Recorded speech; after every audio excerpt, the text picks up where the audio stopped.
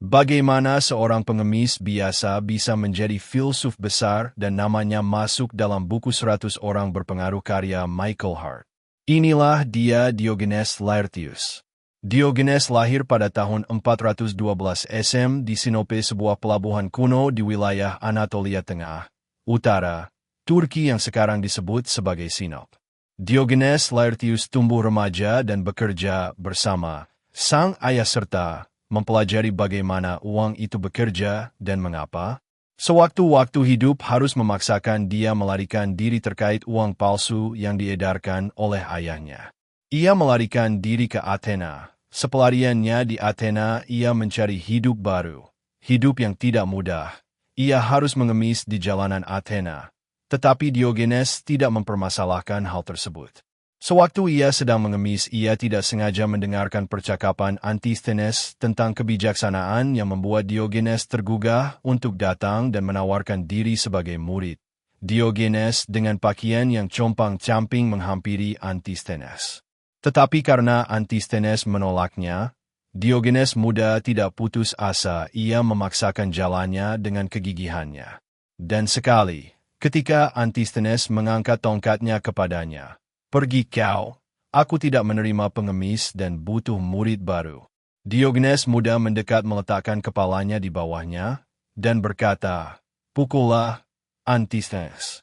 Tapi ketahuilah, kau tidak akan menemukan tongkat yang cukup keras untuk mengusirku selama kata-katamu masih mengandung kebenaran." Antisthenes menurunkan tongkat, memandang tajam, "Kau berani sekali, pengemis. Apa yang kau cari sebenarnya?" Diogenes, "Aku mencari cara hidup yang tidak bisa diambil dariku, seperti yang terjadi di Sinope." Antisthenes, "Dan kau pikir aku punya jawabannya?" Diogenes, "Mereka bilang kau murid Socrates. Socrates mati karena kebenarannya. Itu yang kucari." Antisthenes tersenyum tipis dan berkata, "Masuklah. Tapi ingat, jalan ini lebih keras daripada tongkatku." Ini adalah titik balik serta menjadi pondasi kuat aliran Cinicis, dan Antisthenes menemukan penerusnya yang sejati. Namanya pun mulai dikenal. Tanpa kemauan dan pertemuan ini, Diogenes hanya menjadi pengemis Athena biasa. Walaupun Diogenes bukan rakyat asli Athena, tetapi ia sangat dicintai rakyat Athena dan dihormati. Ia menolak seluruh kemewahan yang ditawarkan Athena untuknya. Ia lebih memilih tinggal di dalam tong yang ia temukan di kuil Cibele sebagai rumahnya. Sekali ada insiden seorang pemuda memecahkan tong tempat Diogenes tinggal. Sontak hal itu menciptakan respon masyarakat Athena, di mana mereka semua sangat marah hingga memukuli pemuda tersebut sebagai hukuman dan langsung mengganti tong Diogenes dengan yang baru. Tak berselang lama Plato menemuinya, dan melihat Diogenes yang sedang menikmati waktunya dengan makanan di sampingnya, Diogenes berkata kepadanya, "Engkau boleh mengambil bagian dari ini." Dan ketika Plato mengambil dan memakannya, ia berkata, "Aku berkata engkau boleh mengambil bagiannya, bukan bahwa engkau boleh memakan semuanya." Pada suatu kesempatan Plato telah mengundang beberapa teman yang datang kepadanya dari Dionysius ke sebuah perjamuan, dan Diogenes menginjak karpetnya dan berkata, "Demikianlah aku menginjak kesombongan kosong Plato." Dan Plato menjawabnya, "Betapa besar kesombongan yang engkau tunjukkan, O Diogenes, ketika engkau berpikir bahwa engkau sama sekali tidak sombong." Diogenes sekali meminta anggur, lalu buah ara kering. Jadi Plato mengirimkan sepanji penuh. Seorang Plato pun sangat menghormati Diogenes tanpa memandang compang-campingnya pakaiannya dan kumuhnya hidupnya. Pada satu kesempatan Plato mengundang seluruh muridnya dan Diogenes. Diogenes pun datang di siang hari melewati pasar Agora Athena sambil membawa lentera. Sontak itu membuat beberapa orang menemuinya dan kaget serta bertanya, "Hei Diogenes, apa kau buta? Atau kehilangan akal? Cahaya matahari begitu cukup terang, mengapa kau membawa lentera di siang hari?" Diogenes pun menjawab, "Aku sedang mencari manusia yang jujur." Sontak hal tersebut membuat orang banyak di pasar tersebut bertepuk tangan dan tertawa mengira Diogenes sedang membuat lelucon. Setibanya di tempat, Ia mendengarkan Plato yang percaya diri sedang berbicara kepada murid-muridnya bahwa definisi manusia adalah hewan berkaki dua dan tidak berbulu. Para murid pun bertepuk tangan. Definisi ini dianggap brilian dan langsung mendapatkan pujian meriah dari hadirin. Kabar tentang definisi ini menyebar ke seluruh Athena. Keesokan harinya atau beberapa waktu kemudian, pintu akademi terbuka. Diogenes masuk dengan langkah tenang. Di tangannya, ia membawa seekor ayam jantan yang telah dipetik habis seluruh bulunya, hanya menyisakan kulit kemerahan dan dua kaki kurus. Suasana hening. Semua mata tertuju padanya. Diogenes mengangkat ayam botak itu tinggi-tinggi, memperlihatkannya ke seluruh ruangan, lalu berkata dengan suara lantang, "Lihatlah, inilah manusianya Plato."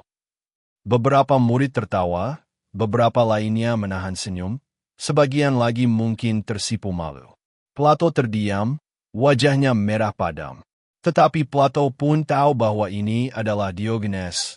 Plato biasa menyebutnya Socrates yang mengamuk. Sewaktu-waktu Diogenes mencari ikan di laut dengan perahu, ia ditangkap oleh bajak laut lalu dijual di pasar Creta sebagai budak dan dibeli oleh Seniades, pria yang menyukai kebijaksanaan. Diogenes mengajari anak-anak Seniades untuk berkuda, memanah, menggunakan ketapel, dan melempar tombak.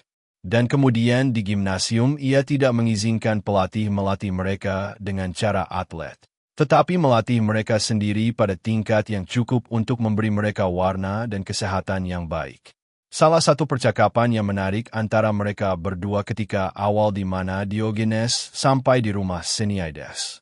Seniades berkata, "Roh baik telah masuk ke rumahku." Diogenes menjawab, "Kalau begitu, beri aku tugas." Seniades tidak menganggap penuh Diogenes sebagai budak pesuruh pada umumnya, tetapi ia menghargai Diogenes sebagai filsuf. Di dalam tugasnya menjalani hidup sebagai budak, ia tetap diizinkan untuk menjalani hidup sebagai filsuf yang mengajar kebijakan di Korint dan melanjutkan gaya hidup sinis meski tinggal di rumah orang kaya hingga akhir hayat Seniades yang tidak lama. Sewaktu-waktu ketika di gimnasium, Diogenes yang sederhana sedang berjemur di Ceranum. Alexander yang sombong serta rombongan pengawalnya menemuinya. "Aku adalah Alexander Agung, Raja Makedonia, hegemon Yunani. Minta apa saja yang kau inginkan dariku, dan akan kuberikan." Diogenes, tanpa bangun, tetap berbaring, "Berdirilah sedikit menjauh, kau menghalangi sinar matahariku." Alexander, terkesan, kepada pengikutnya, "Jika aku bukan Alexander, aku ingin menjadi Diogenes."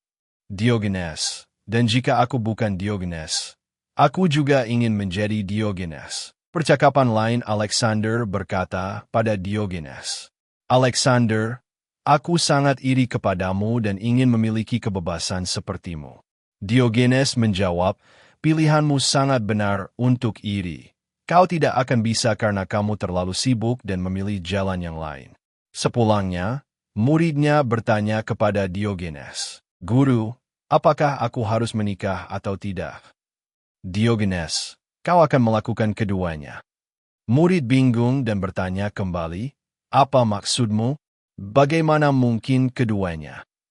Diogenes, "Jika kau menikah, kau akan menderita. Jika kau tidak menikah, kau juga akan menderita. Pilihlah yang mana mempunyai sedikit penderitaan." Inilah akhir kisah hidup Diogenes, sosok pengemis yang bermental baja serta pemikir tajam yang membuatnya menjadi filsuf yang berpengaruh. Di akhir hidupnya, dia masa tua sebelum meninggal, ia dirawat oleh anak-anak Seniades. Ia dianggap sebagai keluarga bukan budak, ia dianggap sebagai guru, kakek, filsuf dan bukan pengemis. Hidupnya membawa warna bagi rakyat Athena dan Korint bahwa siapapun punya suara.